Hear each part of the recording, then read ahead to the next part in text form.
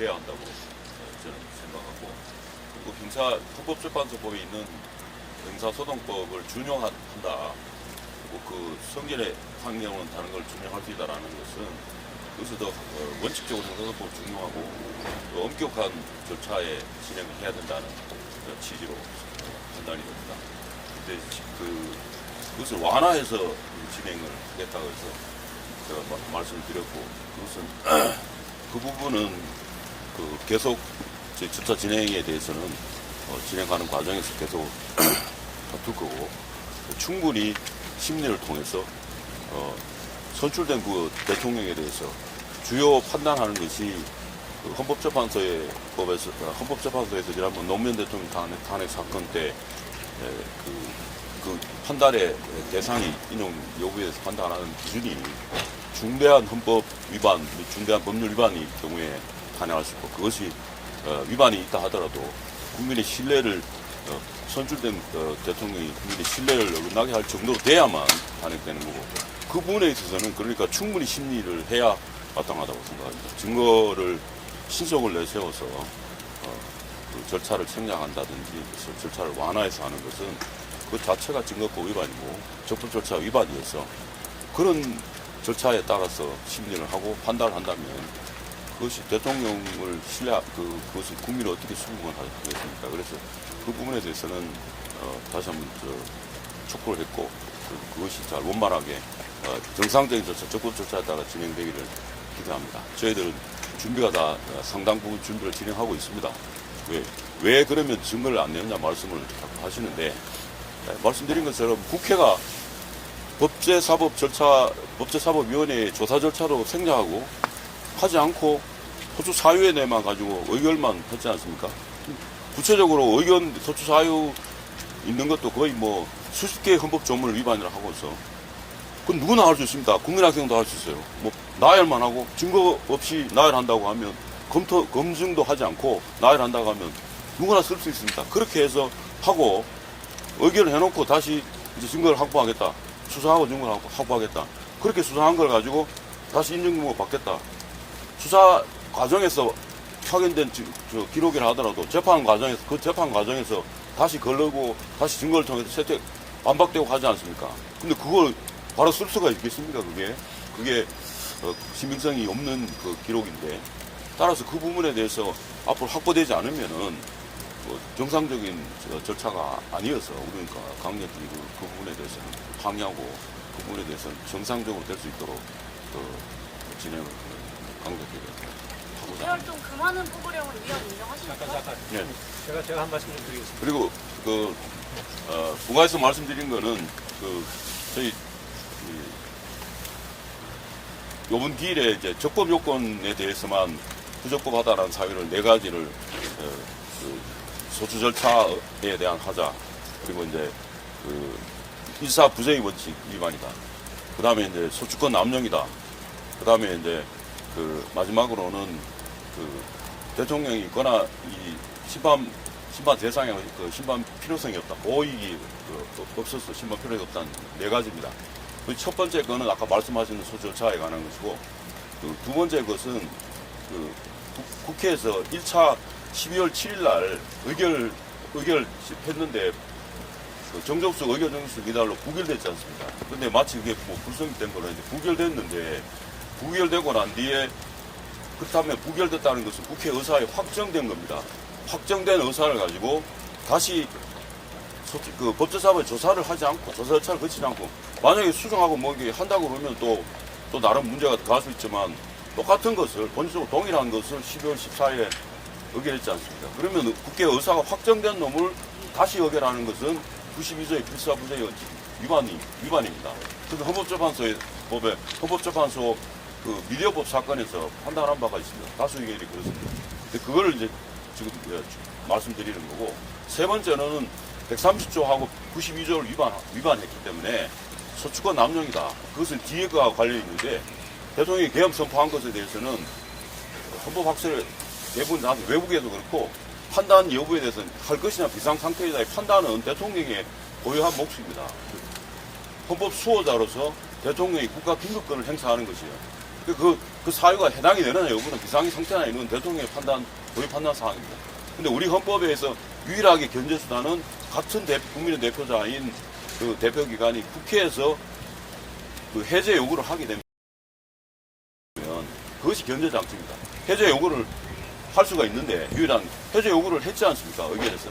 그럼 해제 요구를 받아서 해제됐지 않습니까? 해제됐으면 이 사건에 있어서는 생명지지 그걸로 계엄으로 인해서 기본권 제한이나 생명지지 제한이 전혀 없습니다. 없었지 않습니까?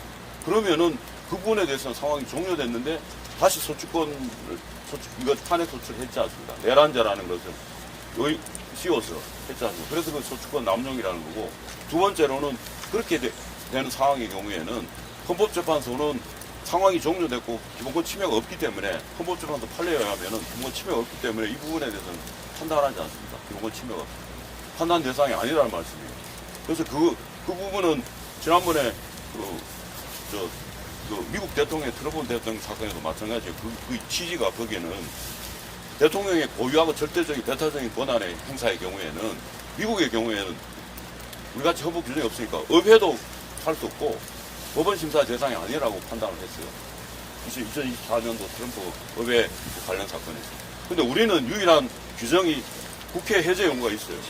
해제 요구를 해가 해제 의결을 하니까 대통령이 받아서 바로 국내심을 바로 병력 철수하고 바로 해제했지 않습니까? 그러면 이제 그 외에 구체적인 어떤 침해나 피해가 없었지 않습니까? 그건 다 아시는 거 아니에요? 그렇다고 하면 이건 심사 대상, 판단에 대해서는 심사 대상이 아니고, 따라서 헌법재판소는 판단할 보호 이익도 없고, 그렇기 때문에 심판의 필요성이 없다는 겁니다. 그게 네 번째 사유고, 그게 주장하는 것의 네 번째 이제 강조점입니다. 아까 말씀드린 소추권 남용하고 그런 부분으로 이번에 절차가 남은 거고, 본안에 대해서는 왜 안 남았냐?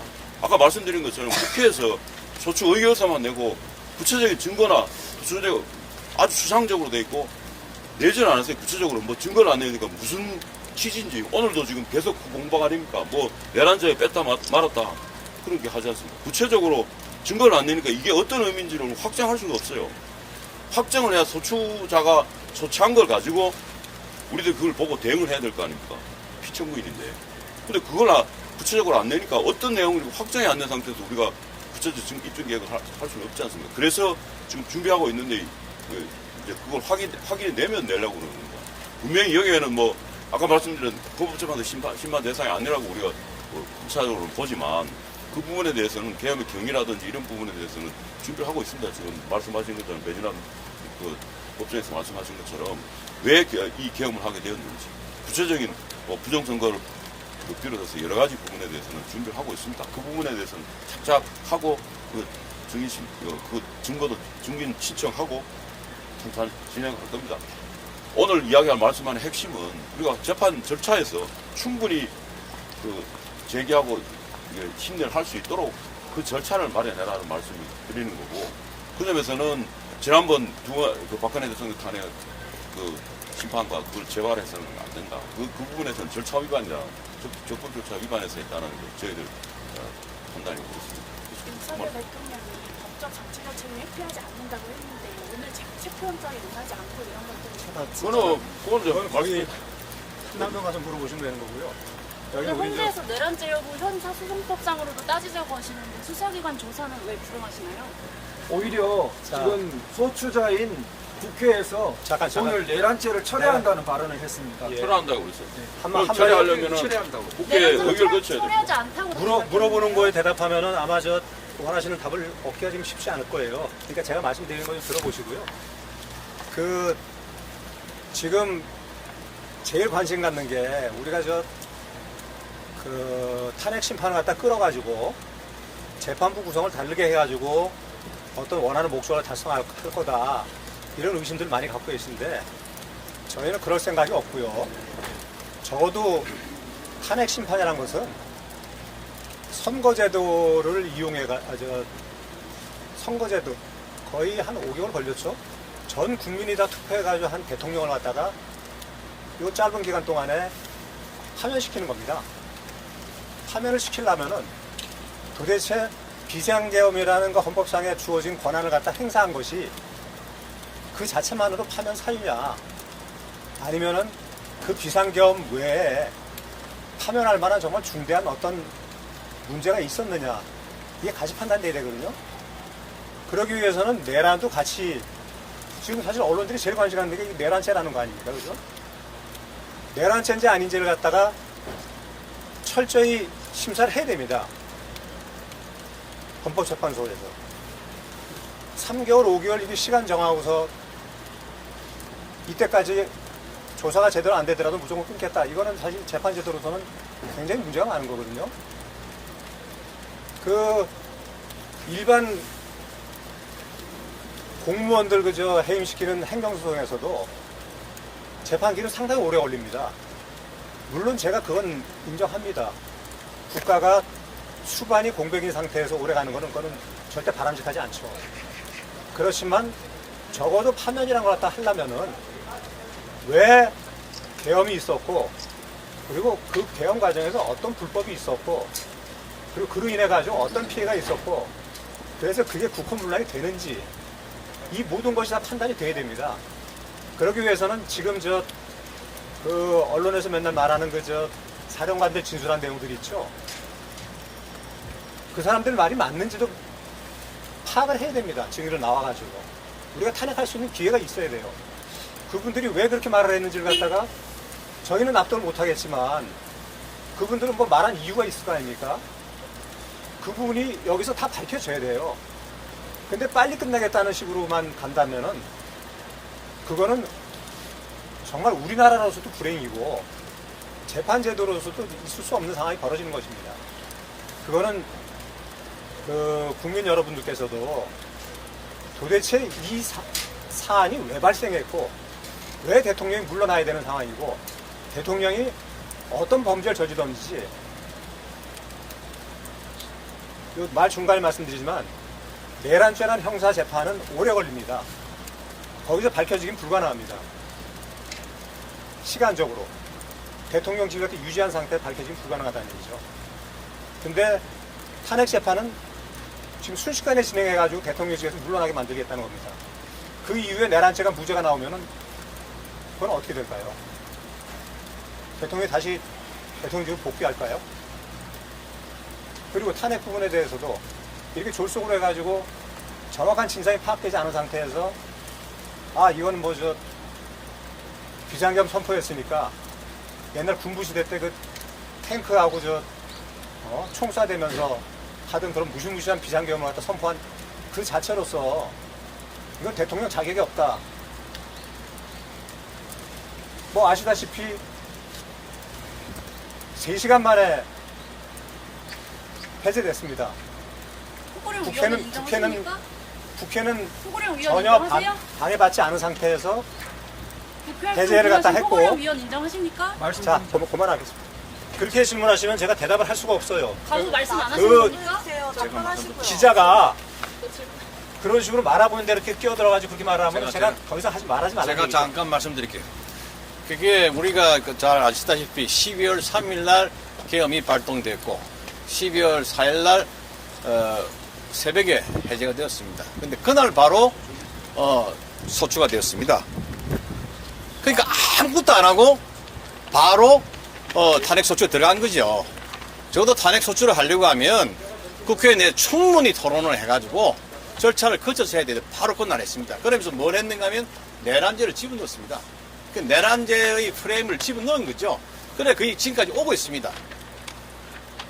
그러면 어쨌든 간에 그 소추가 이렇게 짧았기 때문에 제대로 검토 없이 소추에 이르기 때문에 적어도 심판 과정에 있어서는 과연 이게 탄핵 사유에 해당되는지 안 되는지 충분히 절차가 보장이 돼야 됩니다. 근데 지금 안 하겠다는 거잖아요. 빨리 발의해가지고 1월 14일, 16일 날 바로 본 변론기를 하겠다는 겁니다. 그럼 뭘 하겠다는 건지 알 수가 없는 거예요. 왜 혼자 이렇게 서두른지는 모르겠습니다. 그리고 여러분 아시다시피 이건 단신제입니다. 3심제가 아니에요. 3심제 같으면 2심, 3심 가서 또 회복할 수 있지만 단심은 끝난 겁니다.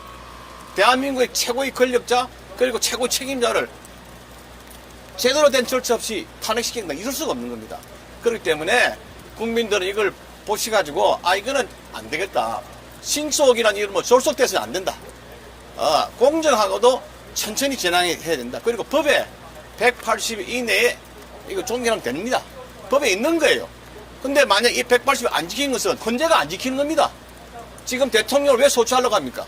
헌법과 법률을 안 지켰다는 이유 아닙니까? 근데 헌재가 180이라는 걸 안 지켰다는 말이 안 되는 거예요. 그게 탄핵 사유입니다. 제가 볼 때는. 그래서 정말 헌재가 이걸 가지고 헌재는 누구의 편도 아닌 거 아니겠습니까?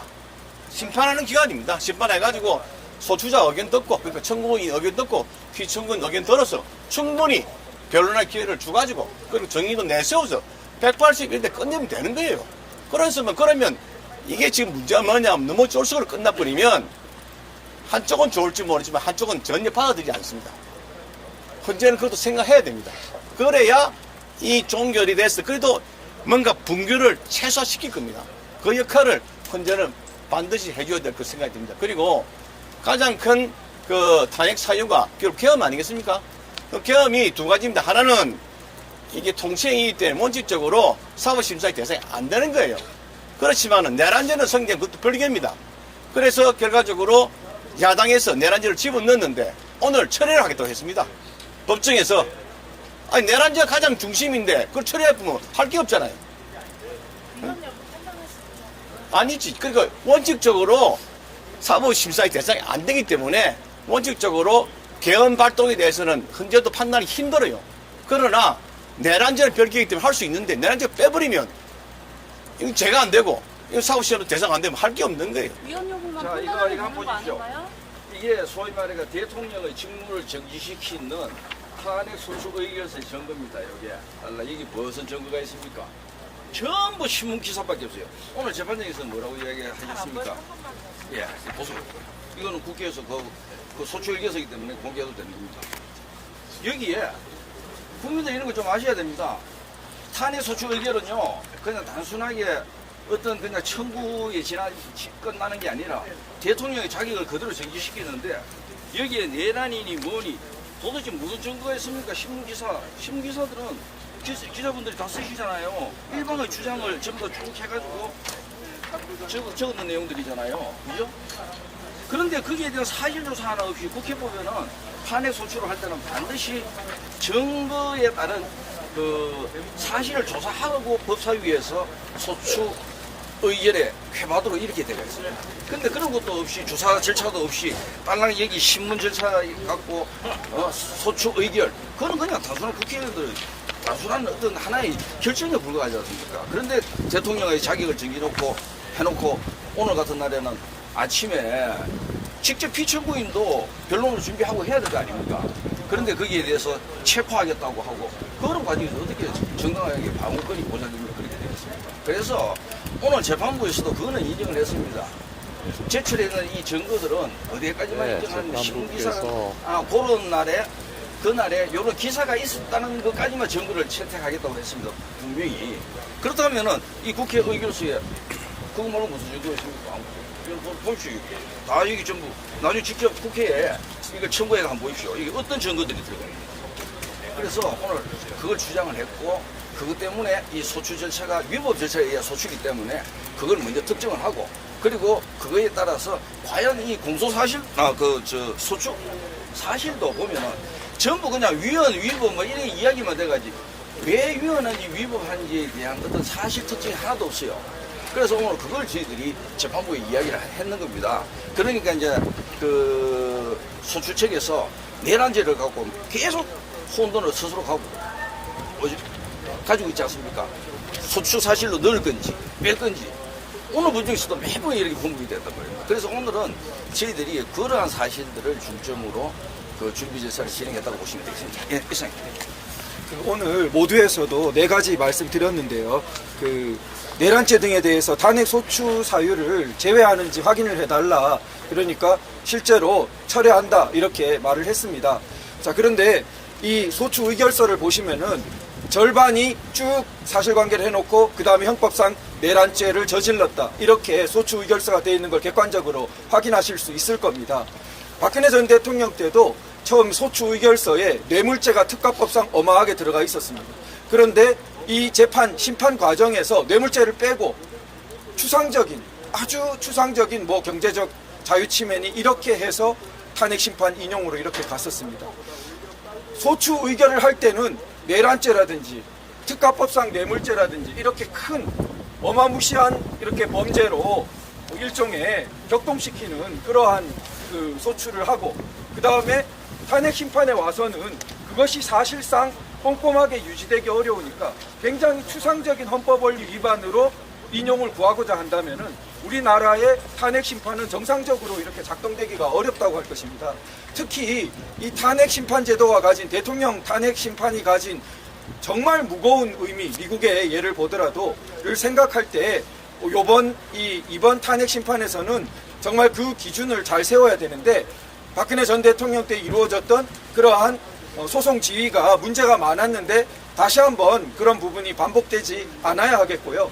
이 부분, 소추 의결서의 부분은 그대로 변경 없이 여기서 심판을 받아야 한다고 보이고요. 실제로 철회를 한다면 그것은 소추 의결을 한 무게만큼 국회에서 다시 한번 철회 의결을 하는 것이, 어떤 변경이라도 변경을 하기 위해서는 다시 한번 국회 의결을 거치는 것이 합당하다고 생각됩니다. 두 번째가 그 형사소송 법령에 관한 준수 및 헌법재판소법에 관한 준수인데요. 헌법재판소법 32조 단서에 분명히 재판 소추 수사 중인 기록은 송부를 요구할 수 없도록 되어 있습니다. 그래서 박근혜 전 대통령 탄핵 심판 때에도 이게 굉장히 문제가 되었는데, 그 당시에도 소송 지휘로 이 수사 기록을 받아서 변호인단이, 큰 대리인단이 항의를 했는데도 그 부분이 교정되지 못했습니다. 근데 이번에도 저희가 이 부분에 대해서 계속해서 문제를 제기했는데도 불구하고 오늘 다시 한번 이 인증등본 송부 촉탁을 하겠다라고 소송 지휘를 하셨는데요. 저희가 물론 제도적으로는 이 신청을 하겠지만 그냥 단순한 형식적인 이 신청, 단순한 재고가 아니라 이 부분은 근본적으로 우리 지금 탄핵심판 제도의 여러 가지 국민의 신뢰나 법을 지켜야 할, 가장 적법 절차를 지켜야 할 헌법재판소가 누가 봐도 명문의 규정상 의문의 여지가 없는 32조 단서를 한번 보시면 좋습니다. 헌법재판소법 32조 단서에 보면은 재판 소추 수사 중인 기록 송부는 요구할 수 없도록 되어 있습니다. 나머지 헌법재판소가 이거를 바꾸기 위해서 든 여러 가지 박근혜 전 대통령 탄핵 심판 결정문에서 든 규정을 찾아보시면 전부 이게 제대로 된 반박이 되지 못한다는 것을 쉽게 확인하실 수 있습니다. 일반 규정에 불과하거나 하위 규칙이 상위법에 모순되거나 하는 그런 부분입니다. 그래서 저희 피청구인 측은 절대 이 32조 단서를 위반하는 부분 인정할 수 없다는 강경한 태도이고요. 그리고 증거법칙, 전문 진술에 대해서 증거법칙을 완화해서 일반 형사재판에서도 전문 진술에 대해서 다른 사람이 이렇게 일방적으로 말한 그런 딴 사람 이야기를 말한 전문 진술 부분에 대해서 엄격한 그 증거 능력을 따져서 증거로 쓸 수 있는데, 한 나라의 국민 전체가 뽑은 국민 전체가 유일하게 대의제 기관으로 뽑은 대통령을 하면밖에 효과가 없는 결정을 하면서 과연 판사라는 탄핵을 하면 그렇게 하겠는가, 우리가 물어봐야 된다고 생각합니다. 그렇게 하면서 엄격한 형사법칙을 증거법칙을 적용하지 않고 함부로 완화해서 수사기록 송부, 인증등본 이런 것을 받게 되면요, 입증 책임이 사실상 완전히 뒤바뀌어 버립니다. 피청구인 측이 이제는 거꾸로 거기에 대해서 증거력을 막 이렇게 반박을 해가면서 사실상 입증 책임의 전환이 이루어집니다. 이것은 법의 일반 원칙에도 맞지 않습니다. 소추기관이 입증을 하고 피청구인이 방어를 해야 되는 입장인데 완전히 정반대가 되어버립니다. 그러지 못하게 헌법재판소법에 규정을 해놓은 것인데 이 법을 지키지 않으면서 어떻게 우리나라의 법을 지키는 헌법 질서를 수호하는 기관으로 자처할 수 있겠습니까? 그래서 두 가지, 헌법재판소법 32조 단서에 따라서 수사기록 송부촉탁 절대 안 된다. 그리고 형사소송법상의 전문 진술에 대한 증거법칙의 완화, 반드시 증인신문이 이루어져야 된다는 것이죠. 일방적으로 그냥 피의자 신문조서 같은 것을 내고 그것을 증거로 채택해서는 안 된다는 것입니다. 그런 부분에 대해서 피청구인 측은 아주 강력하게 그러한 태도를 가지고 있습니다. 그리고 세 번째는 먼저 접수된 탄핵 소추 사건에 대한 우선 심리를 요구하는 부분인데요. 이 사실 비상계엄 사태에 대한 앞선 경위에서 행정부에 대한 정말 극심한 줄탄핵이 문제가 되었습니다. 많은 분들이 아시는 것처럼 지난 2년 이전에 74년간 발의되었던 탄핵 숫자보다 이 2년간 발의된 탄핵 숫자가 더 많습니다. 74년대 2년인데 2년이 더 많다고요. 이게 정상적입니까? 그래서 이런 부분이 그 여러 가지 국가 기능의 마비, 행정부의 마비, 온갖 그 국정 수행의 좌절, 이런 부분들이 앞서 경위가 깔려 있는데 그런 부분들이 사실 헌법재판소에 미리 계류되어 있습니다. 그런데 이런 부분은 왜 중요하냐면 만약에 대통령 탄핵 심판에 대한 결정만 먼저 나고 뒤에 줄탄핵되었던 부분들이 부당했다라고 줄기각이 나면은 그러면은 대통령의 비상계엄의 배경이 되었던 부분에 대해서 상당한 정당성을 가지는 부분이 이미 결론이 나버린 상태에서 뒤에 밝혀지는 것 아니겠습니까? 그런 부분이 부당하다는 것입니다. 그래서 최소한 줄탄핵된 그러한 사건들에 대해서는 먼저 아니면 동시에 심리가 이루어져야 된다는 것이고요. 그중에 가장 중요한 것은 한덕수 권한대행에 대한 탄핵 부분인데요. 이 부분은 재판부도 어느 정도 중요성에 대해서 지금 생각하시는 것으로 저희는 받아들였습니다만 왜 중요하냐면 재판부의 적법한 구성과 관계됩니다.